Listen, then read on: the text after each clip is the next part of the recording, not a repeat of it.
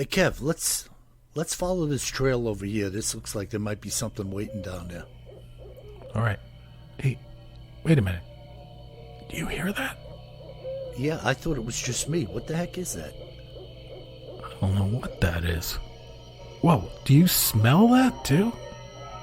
That's unbelievable. Hey, look. What the? Hey, look, those branches are moving over there. What the heck is that? Holy cow, is that what I think it is? Look at that thing. Oh my God. It's a freaking Sasquatch.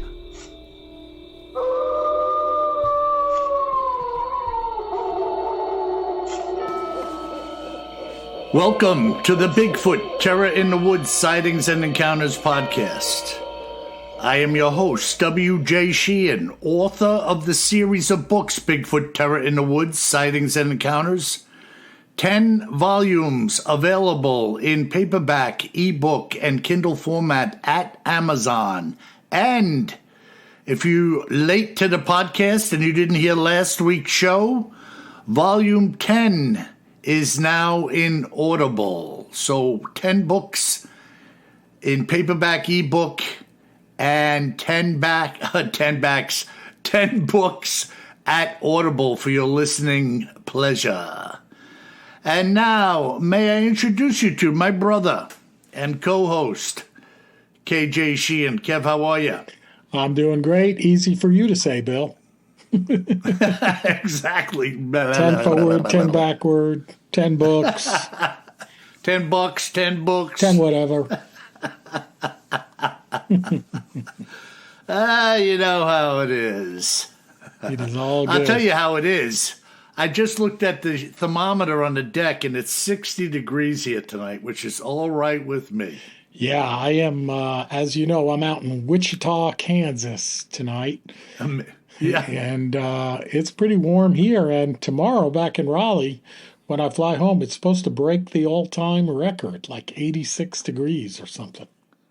Ain't nothing wrong with that, brother. No, it's just screwing up the plants, though. The tulips are probably going to come up this weekend, thinking it's springtime. Well, if they come up, they'll go back again. They will go back again. They will go back again. Yeah, folks, if you wonder how me and my brother do this, sometimes it's a tricky wicket because, as Kevin just said, I'm in Long Island and Kev is in Wichita, Kansas. Tonight, at least. Tonight. My mission takes me here.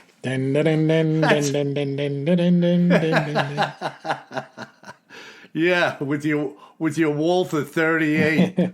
With any luck, I'll be back in Raleigh tomorrow. Okay, well, that's how it works. So, do you want to talk about a long-distance podcast? Long Island, New York, Wichita, Kansas, talking smack about Bigfoot, brother. Yes, sir. And this week, in Cryptids in the News and Other Oddities, we're going to go into the other oddities and a little bit of Egyptian afterlife. Oh, all right. So about a week ago at the Getty Museum out in California, they started to put a new exhibition on display. And it's a collection of stories, we'll say, not really stories, called The Book of the Dead. Yeah, interesting. Have you heard of The Book of the Dead? I have heard of the Book of the Dead. Okay. So these go back probably about 1550 BC. They believe they started to get published. And, the Egyptians in ancient Egypt believed very heavily in the afterlife, right? You know, the whole mummification and everything like that. And, of course, it's interesting when you stop and think about it. Their average age was about 33 years old, 34 years old. So you can see why they were pretty focused on the afterlife, right? You know, because the current life was pretty darn short. It was a short stint. It was a short stint. And you know, when they buried all of those folks, well, especially the affluent, Yes. like the pharaohs and whatnot, Yes. they were supposedly putting everything in their tomb that they would need or take over with them. Exactly. But as we all know, other people needed them more than they did. Yes. Yes. You know, so, but don't let me interrupt you, brother. No, and then so they would also bring things with them, like you said, Bill, statues and stuff like that, and statues that they wanted to come with them in the afterlife, and then other things that would protect them. But in addition to objects, apparently they would bring prayers with them. Or more accurately, what I said earlier, stories, more like spells to protect them. And it's pretty interesting. So this Book of the Dead is actually a collection of many, many spells that these folks would take with them in the afterlife to protect them in the afterlife. And what's interesting is they didn't actually bring a book with them, right? Just in case there's any confusion. But there was a book of spells, and then people would write down various spells on pieces of paper, or write them inside of their tomb, or write them inside of their sarcophagus, or, coffin. And that would, so that the dead person would have access to the spell if they needed it. Very strange indeed. Well, it gets a little stranger. So, right, yeah. So each spell was intended for a specific situation that the dead might encounter along the way on their journey. Like running into a Sasquatch. Perhaps. I didn't come across that one. But for example, spell number 33, which I could use this one in my current life, was used to ward off snakes. Oh, yeah. And especially snakes, get this, which had an unsettling taste for chewing the bones of a putrid cat. Ah, come on. That's how the translation goes, brother. Chewing the bones of a putrid cat. I was thinking, a snake that would chew the bones of a putrid cat might be a good protector for you. But I guess that's not. That's why I'm not an ancient Egyptian. Well, we know they had some nasty snakes over there, right? Didn't they have the the asps, pit vipers, you name it? Those desert snakes, cobras, sidewinders. There's nothing worse than snakes, man. You don't even have them up there on Long Island, the bad ones.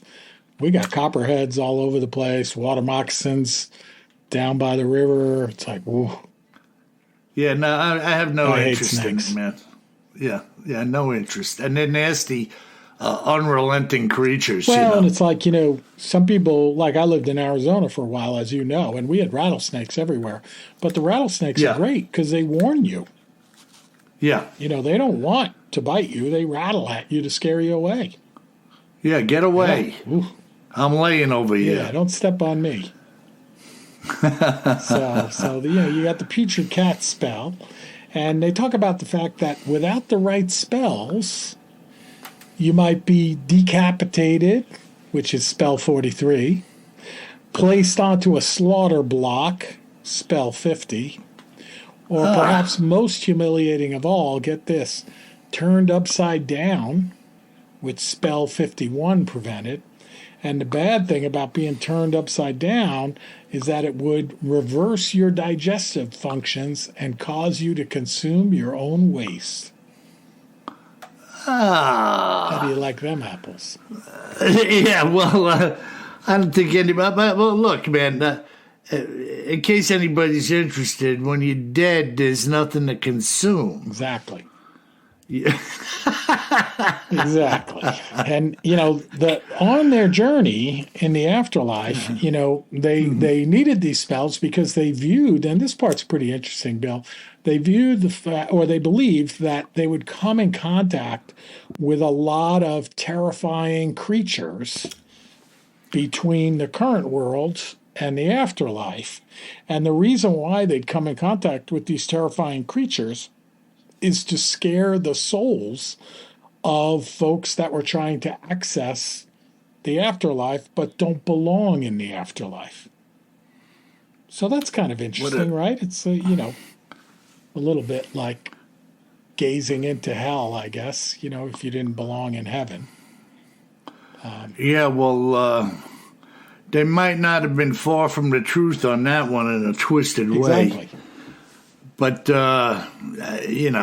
such strange practices and odd beliefs, Super strange. And, the quote related to that one is that the texts say that entering in among the gods is a very restricted thing. Yeah. When I hear stuff like this, I can't help but thinking what Moses and Aaron were up against when they first approached Pharaoh, telling him that he had to let the Jewish people go, the Hebrews go. Right. And you had these people that had all of these beliefs and these strange practices and stuff, and here was this guy stepping in there with his Aaron's rod and telling him that God wants you to let his people go. We're so far removed from that segment anyway that it's almost hard to imagine it going on, No, I mean, that's where, like the classic movie, The Ten Commandments, really captures that pretty well, right? With Yul Brynner being the Pharaoh, Right. Charlton Heston like playing barefoot or sandal, whatever, coming in and talking to him. And here's not only the richest of the rich, but a god, believed to be a god in himself on earth.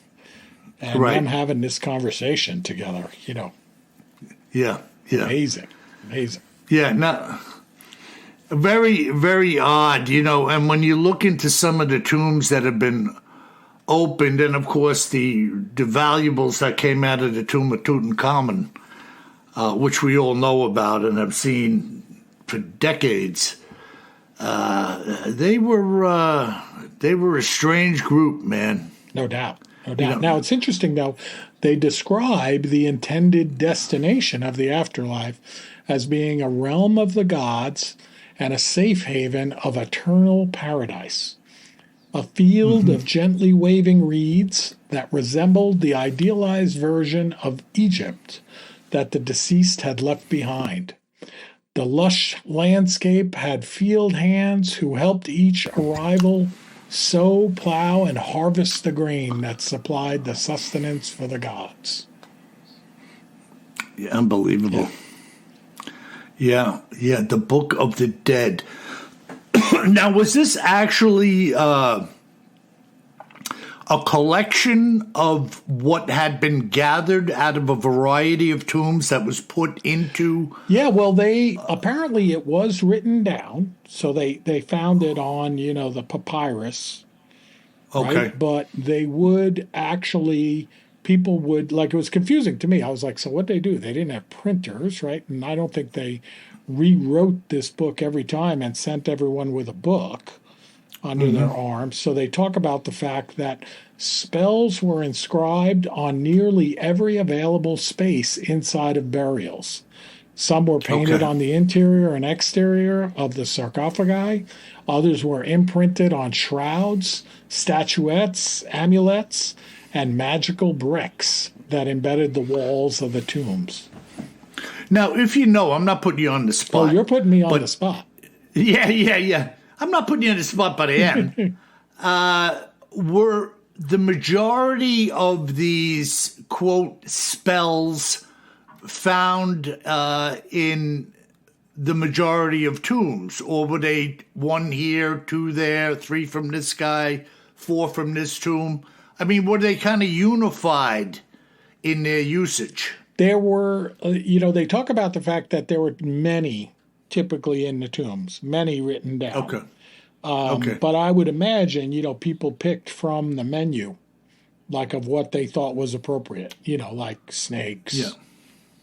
Being hung upside down, whatever it was thought was most appropriate, because you couldn't put all of them. Yeah, well, if you're worried about eating your waste, you want to lock into a 51. Exactly. That 50 or 51's your favorite number, then that's the one you're going with. Yeah, and then 33, of course. Yeah. And then they talk about the fact too that sometimes they would, when they were doing like a mummified body, right, which they did, they would write some of these spells. They found them written on linen strips that were inked with the spells and then wrapped around the mummified bodies as part of the ritual embalming. Wow, so they were really just like wrapping them in it, sealing it to them. Yeah, well, this way, you got it in contact with your face. Maybe it's easier to get to if you need it, if you run into those snakes. Yeah. Oh, my God. Oh, and they say, like this one Dr. Cole, who's one of the curators of the show at the Getty, he says that made this part of writing on the bandages made the relationship of the people to the Book of the Dead even more personal. It's personal. Yeah, well, it's attached to you in a manner of speaking, Exactly. But very, very strange stuff indeed, And they're still digging over there, locating, out in the valleys and stuff, uncovering more and more stuff. No doubt about it. Yeah. It's amazing how much work they put in to that area in the underground. Yeah. And how many people rode around out there after the fact, not knowing what was beneath them? Well, and like you said, Bill, they're still finding this stuff. Yeah, yeah. And it's not always obvious. No, not but at now all. we have LiDAR and stuff, ground penetrating radar. So you could actually see beneath the earth, and if there are structures there, that's going to be pretty evident, in that area, I would imagine. And by the way, not always obvious, like you said, and still quite dangerous. These tombs are booby trapped, when you're crawling in there to explore, Yeah. Like, what do you think's in there? A putrid flesh-eating ass? I mean, there could be. Waiting for you. Better bring that spell with you wrapped around your bicep. Maybe you get you get like a tattoo. I'll go to a tattoo parlor here in Wichita and say, can you give me an Egyptian spell that protects me from a putrid flesh-eating cat? Yeah, I got that, buddy. Sit down. Sit down. It costs you $300. What color you want?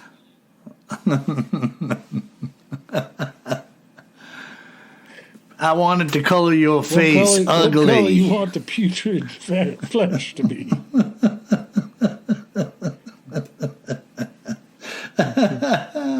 So any of our listeners out there, so that's it, Bill, for Cryptids in the News and Other Oddities, but I got to share this with you. So I'm liking Wichita, so I don't want to get a bunch of mail of how much I hate Wichita, because I don't hate it. I like it. The airport is pretty cool. It's a pretty famous aviation town, and we know I like aviation. But when I look out my window of my hotel here, this is the absolute truth, there is a huge billboard, and it says Best Body Shop. It's got a picture of a guy with a long beard on it, and it says the filet mignon of body shops. Yeah, I don't know if that's a great advertisement. I think it's just proving how stupid you are. I think it shows that the people in Wichita have a good appreciation for steak and a good appreciation for auto body.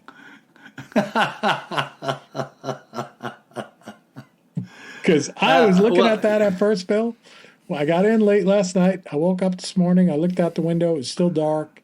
It was lit up. And I was like, sometimes I travel so much I forget where I am. And I'm like, is that like for plastic surgery or what? And I'm like, no, wait, this is actually a car body shop. Yeah. The filet mignon. Body shops. Of body shops. How do you like that, Bubba? That's what I'm talking about, Bubba. So that's it, Bill. What do you got as an account this week? Got any putrid, flesh-eating cats?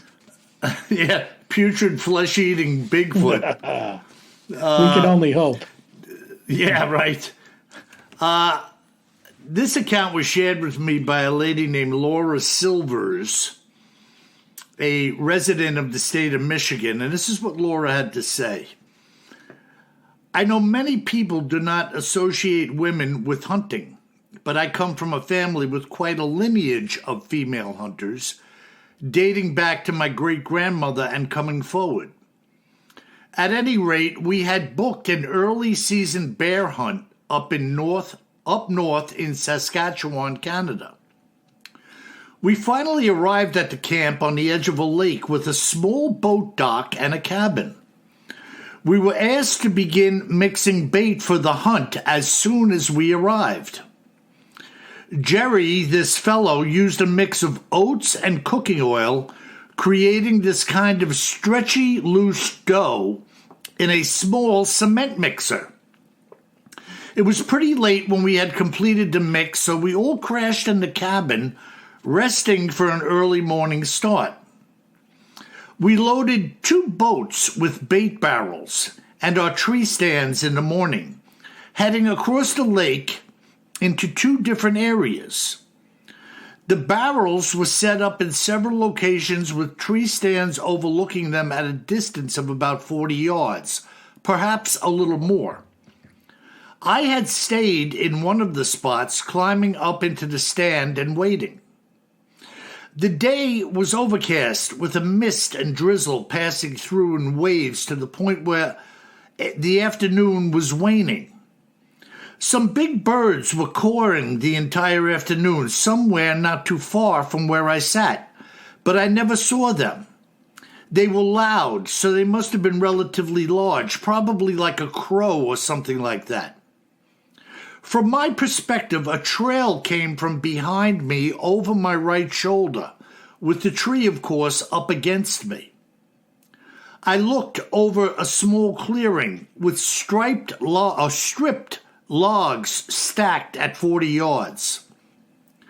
Half filled with the bait, the 50-gallon plastic blue drum was placed atop this pile of logs, with some logs stuck in the openings cut into the side of it. 5 or 6 boars had come out of the woods, drawn in by the bait at different times.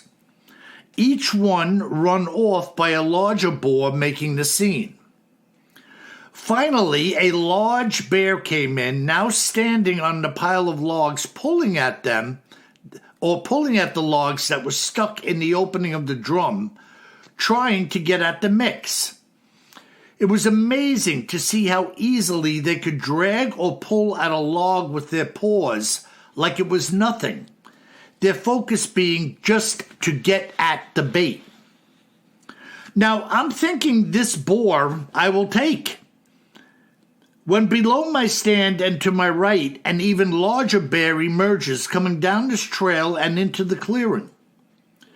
The boar at the barrel didn't seem too concerned, looking at the other boar and continuing with the feast at hand. This other boar had climbed upon the pile and started sniffing the bear, after which the 2 climbed down and started wrestling with each other. It didn't look like a fierce competition to me, more like play, which went on for about 10 minutes. And when they had finished, the 2 of them were now working on the barrel and trying to reach inside together.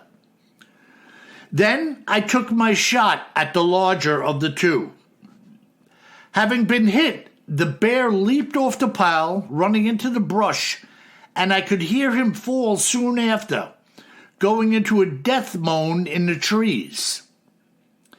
It took a little while for the guide to get in and begin to strip down the bear, which I was more than willing to help with.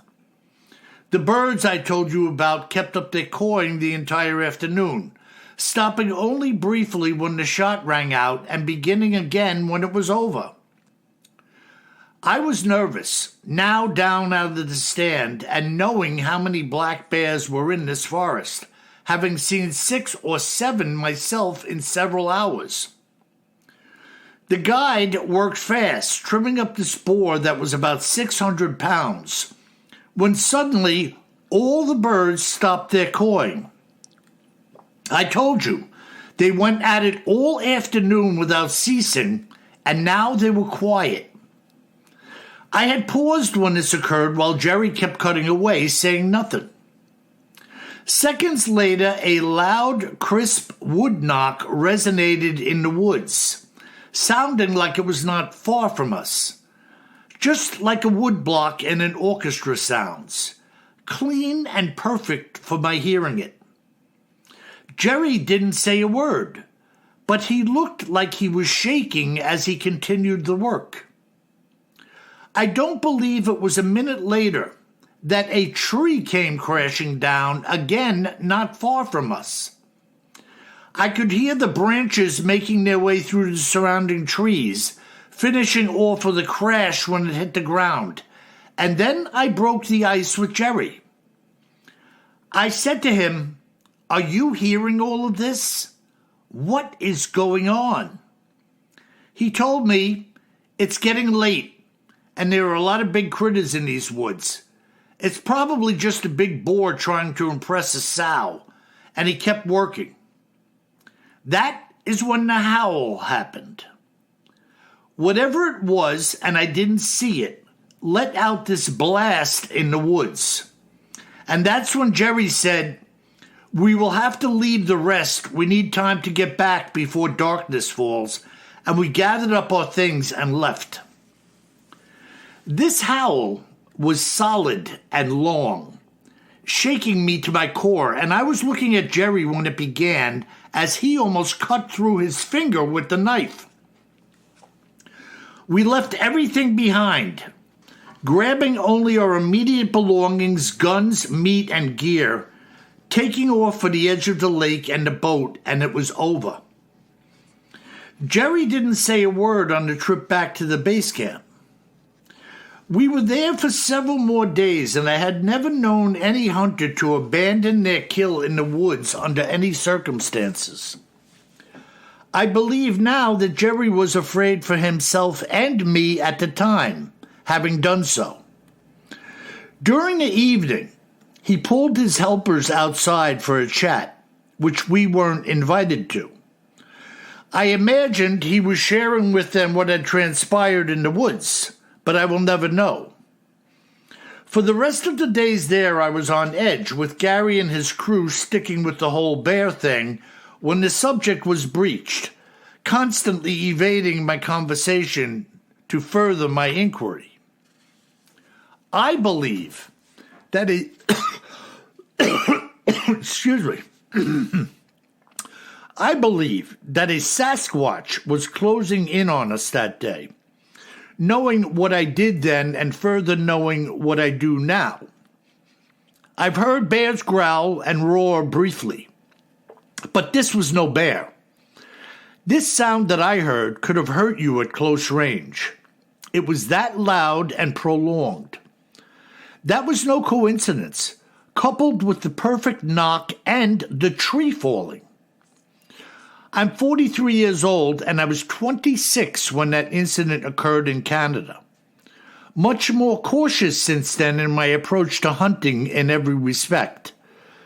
Encounters with these creatures are life-changing events for those fortunate or unfortunate enough to have experienced them. In some respect, this may have ruined part of my joy when hunting. I fully understand those who have PTSD now, experiencing it myself regularly. I expect the unexpected to happen whenever I am near or in the woods. Something to jump out and try to attack me, or seeing something frightening. I can't shake it. I have made excuses since then, avoiding specific invites to hunt, making excuses of being busy with other things to do and the like. I have friends asking me what's wrong and if something is bothering me regularly, which I avoid at every front. I have shared with you, Bill, something that not a single person in my life has heard in the past 17 or 18 years, and it's been a blessing to me. So thank you for what you are doing. I know you are an author, but you may have missed your calling as a therapist. Just kidding.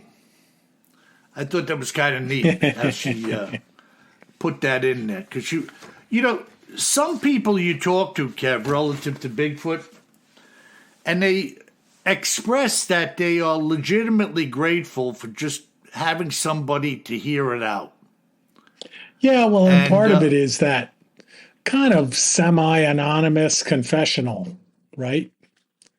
I mean, I know it's not truly anonymous, but it could be. Like, you don't know if these people are telling you the truth about who they are when they talk to you, right? Like they could be using a fake name, and they certainly know, kind of like a confessional, that you're not going to judge them. They're calling the Bigfoot guy to talk about Bigfoot. Yeah, and they know it's a safe place. Yeah, compared to talking to their boss at work, and if they're an airline pilot and thinking, okay, they're going to write me up and I'm never going to fly again. Yeah, well, and this Laura said first time in 17 or 18 years that I've told anybody about this. Yeah.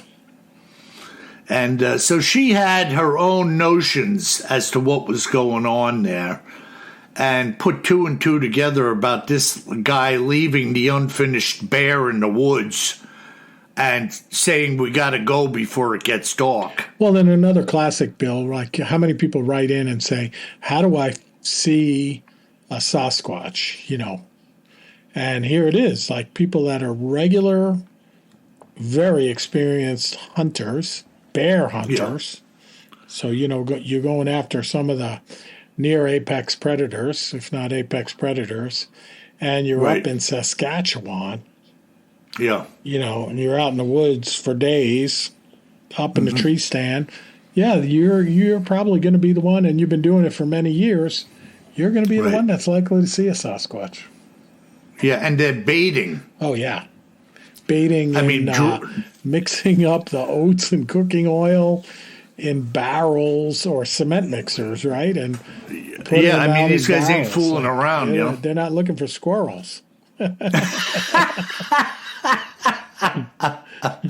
I've never heard of anybody mixing any kind of bait in a cement mixer. But I mean, if you want to make up some big batches of something in a hurry, it's talk about your KitchenAid mixer. What are you doing? I'm making mashed potatoes. Oh, a Sasquatch. In a cement mixer? How many people are you feeding? None. Me and Just you. a big hairy man. Unbelievable, man. That's awesome. Yeah, and, Canada, there's a lot of activity up there, man.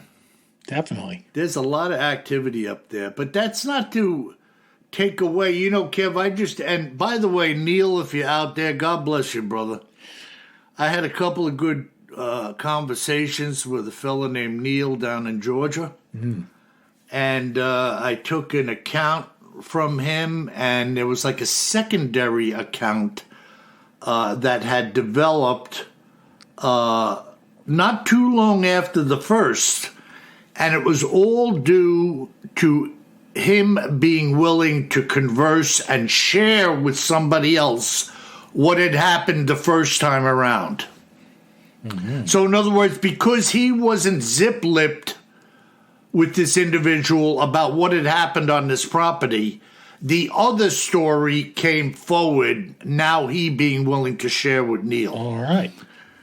So that's that's the way a lot of things go. And you've heard me say this before. Because I'm willing to shoot my mouth off and bear the brunt of criticism or whatever may be coming my way, I get into a lot of stuff. And it may be hauntings. It may be UFO encounters. It may be strange things that happen to people. But when they hear me going down that road, they feel okay about telling me. And they do.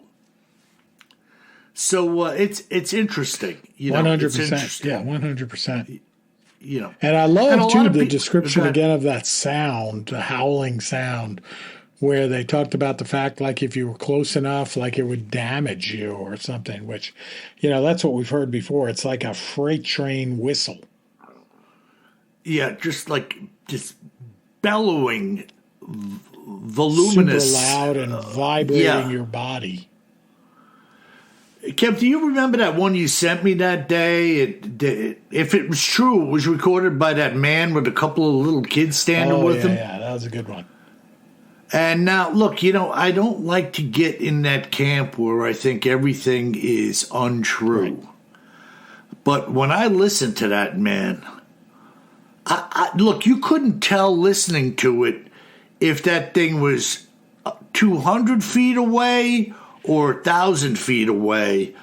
But my God, that was just loud and deep, and just like if that thing was next to you or close to you and let that out, it quite possibly could cause you to turn away, maybe even fall down, just to cover your ears and your head to protect yourself. No doubt about it. So I get it, and I, to be honest with you, I don't want to be there. I don't want to be in that picture to experience that, I'll take your word for it. I'm close enough listening to the story. Now, I just put an account in Volume 12. Yeah, folks, I'm working on Volume 12. 11 is at my book lady, and she's working on that, putting that together into paperback, and I have to get that launched before I can record that. And I'm actually working on 12 now, so it's a constant process. But when we talk about the volume, and she's talking about this fella and his father were very wealthy. They were wildcatters in Texas. He said that in 1965, the family business was worth just shy of $500 million. Well, in 1965. Right, which is in the neighborhood of maybe $6 billion today. So they hurt for nothing. They were hunters, and they had gone on a hunt in Washington at the time, which he said was nothing like, if you think there aren't too many people there today, there was less then. And this thing let out a howling, screaming roar by them that he compared as being greater than a bull elephant that had charged them in their safari truck at close range in Africa. Wow. Now, I've never heard a bull elephant charging my safari truck in Africa. But I would imagine it was pretty intimidating when one of them big buggers lets out their bugle or whatever you want to call it. Yeah, no, I haven't experienced that either. Yeah, and he said that this thing, blew that away. So, again, we're talking about something that really has a set of lungs that can really crank it up, Oh, yeah. So, man, I don't know. Like I told you, Kev, Joey said if you don't want to get framed, stay out of the picture. And I'm telling you, that is one situation that I do not want to get framed Joey. In. Yeah. Close up and personal with the big man. All right, wow. Bill. Okay, so good stuff. Great account. Great account. We got some good listener mail this week as well. Mm-hmm. First one comes in, let's see here, from Jay. And he writes, "Hello, I discovered your podcast when WJ was on Coast to Coast AM radio earlier this year. I immediately found your site and started listening from the beginning. Okay. I'm pretty sure I've heard every podcast now. Well, not everyone, because you haven't heard this one, Jay. And I was wondering about the Mount St. Helens Bigfoot that I read about when the mountain erupted. Yeah. I don't think I've heard you guys talk about it, so I'm wondering if it's true. I remember reading that there were many encounters with Bigfoot escaping the mountain while it was erupting, and many more Bigfoot that were found dead after the eruption." And then Jay gives us a couple of links to some articles, which I'm definitely going to look into. Now, I have one encounter that I entitled The Ashmen. ASH, the Ashmen. Be careful with that pronunciation. Yeah. Well, you can. Well, Not never to be mind. I'm confused going with a famous Seinfeld episode. Yeah, and this fellow in the account claims to have been hunting, albeit miles away from Mount Helens, the morning that it blew. And he wound up in a cloud of ash and smoke, whatever was floating out in his direction, to the point where he was almost blinded. Yeah.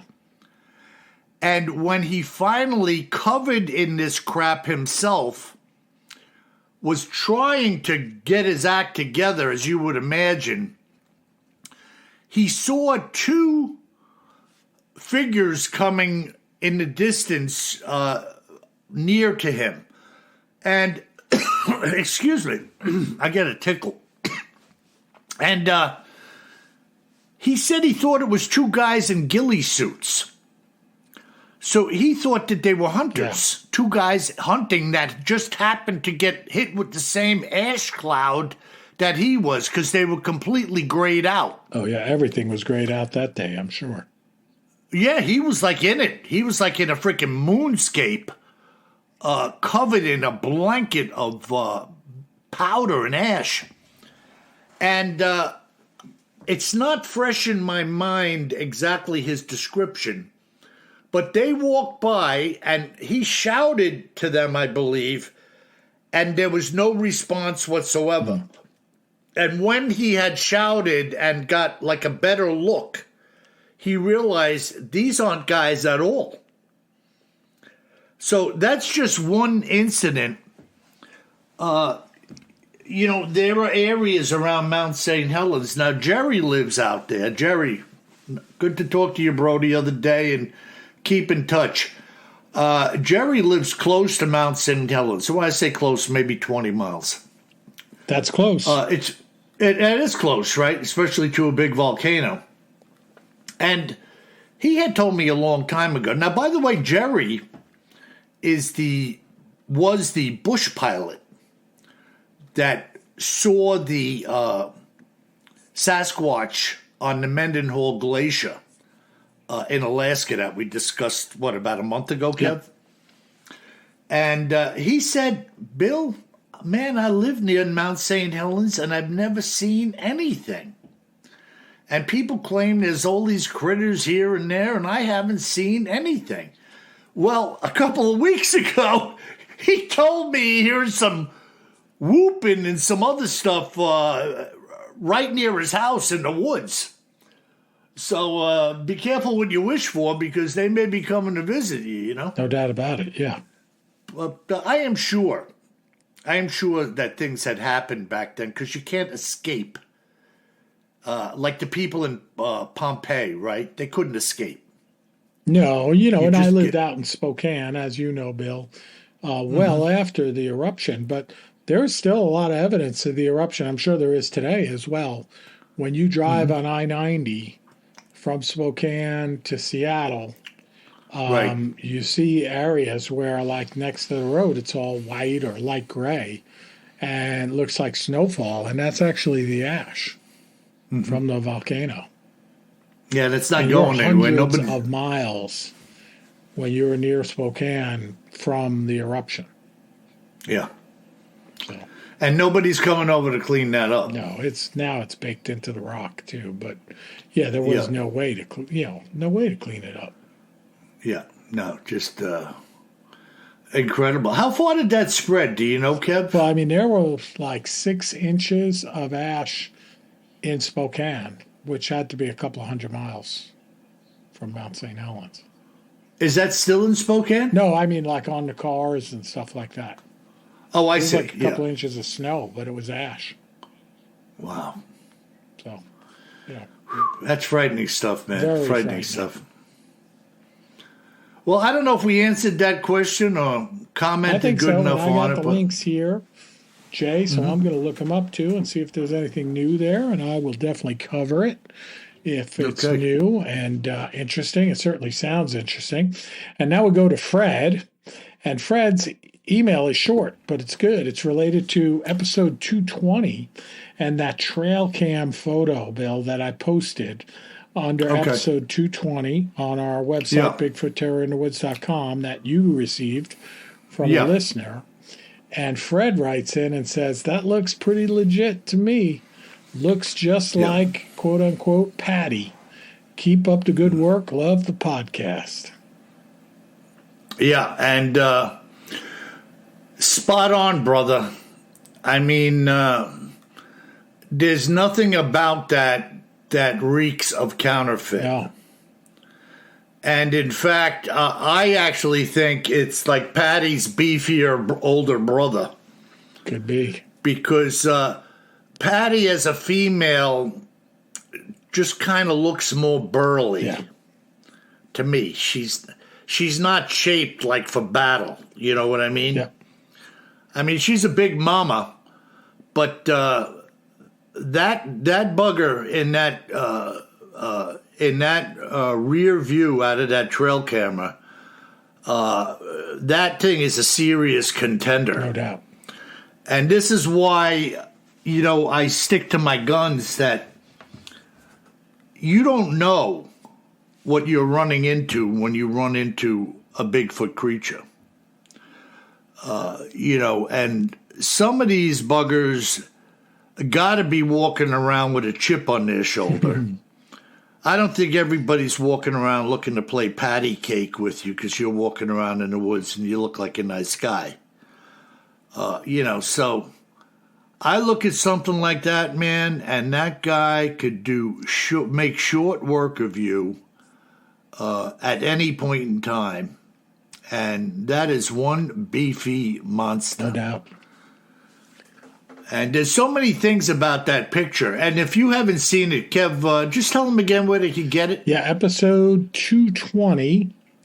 So you go to BigfootTerrorInTheWoods.com, look under episodes, and then go to episode 220 and double-click on that link, and you'll see a photo there of this trail cam picture. Mm-hmm. So super cool. And there's so many things about that picture that we could talk about, but one of the most telling things, first of all, just the appearance of it. This is definitely a muscle-filled skin and fur body. The other thing that's quite enlightening is the left leg being lifted at a right angle to the knee, which caught perfectly on the camera, and no human being walks like that. And you look at the size of the boot on this thing, on that foot that's lifted off the ground, is freaking enormous, which gives you an indication of how tall that critter must have been. We can't really tell at what distance the picture was snapped, but the camera caught it well. Yeah. And I imagine that as one big mother, man, because that guy is just stacked up, muscles and layers coming up to the back of the skull. You can see a variety of different hairlines and patches of skin coming off when the camera went off and caught it. That ain't no costume, and that's no guy in a freaking monkey suit. So you can say what you want, and people will, but that's my opinion. All right, Bill. Well, that's the last of the email this week. Thanks, folks, for writing in. Most importantly, thanks for listening. So we had the Book of the Dead to guide you through the Egyptian afterlife with some handy spells to protect you as you run into the creatures that protect the area of the gods. And then we went to a bear hunt in Saskatchewan, Canada, that led them to some Sasquatch. Yeah, incredible. And folks, look, if you have something to say, I want you to contact me at BigfootTerrorInTheWoods.com. Hit the contact button. Tell me who you are, a little bit about yourself, leave your phone number, and I will contact you. Make sure you leave your phone number and not somebody else's phone number. Don't leave him my phone number. He keeps calling me and asking me about what I wrote in on the website. Yeah. And if you should find yourself, folks, hunting bear in Saskatchewan, or really anywhere else for that matter in the woods, you best remember one thing, my friends. Always carry more gun than you think you're going to need. Sleep tight.